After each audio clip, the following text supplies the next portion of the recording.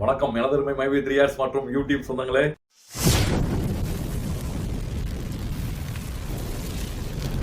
நாம் அனைவரும் ஒன்று கூடி பயணிப்பது நமது கோப்டார் பிடிஎம் ரமேஷ் யூடியூப் சேனல். எல்லாரும் எப்படி இருக்கீங்க?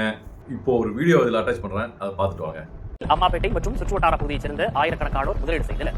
இதனிடையே ஒரு நாள் ஆஃபராக 1 லட்சம் ரூபாய் முதலீடு செய்வோருக்கு 7வது மாதம் 2 லட்சம் ரூபாயாக வழங்கப்படும் என்று அறிவிக்கப்பட்டதாக தெரிகிறது.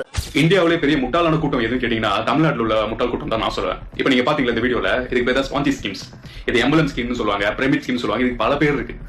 இது என்னன்னா ஆட்களை சேர்த்து விடுறது, அவங்க மூலியமா கமிஷன் கிடைக்குது அப்படின்னு சொல்லி உங்களை நம்ப வச்சு கழுத்த இருக்கிறது தான் இந்த ஸ்கீமோட வேலையை. இந்த மாதிரி நிறைய ஸ்கீம் இயங்கிட்டு இருக்கு. முக்காவாசி பாத்தீங்கன்னா இந்த கொங்கு பெல்ட்ஸ்ல தான் நிறைய இருக்கு. இப்பெல்லாம் வர கோயம்புத்தூர் வந்து ஒரு ஸ்கேமர் ஹப்பா மாறிட்டு வருது. ஏமாறுறவங்களும் நிறைய பேர் இருக்காங்க, ஏமாத்துறவங்களும் நிறைய பேர் வந்துட்டாங்க. இந்த தூத்துக்குடி, திருநெல்வேலி அப்படியே சுத்தி இருக்கிறதுல நிறைய இந்த மாதிரி சின்ன சின்ன ஸ்கீம்ஸ் நிறைய வேற பேர்ல நடந்துட்டு இருக்கு.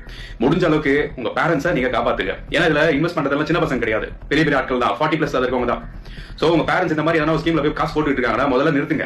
அவங்க கிட்ட கவர்மெண்டோட ரூல்ஸ் அண்ட் ரெகுலேஷன்ஸ் இருக்கான்னு பாருங்க, செக் பண்ணி பாருங்க. ஏன்னா வீட்டுல நீங்க பண்ணி படிச்ச பசங்க இருக்கீங்களா, நீங்க தான் சொல்லி உங்க பேரண்ட்ஸை காப்பாற்றணும்.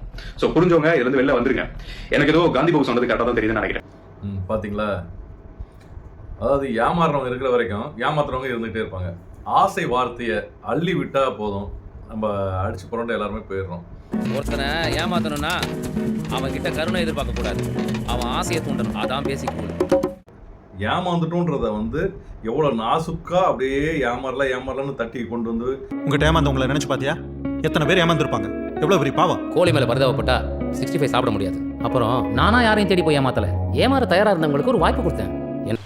எந்த ஊர்ரா? ஊரு பேரையே கெடுத்திருக்கான்.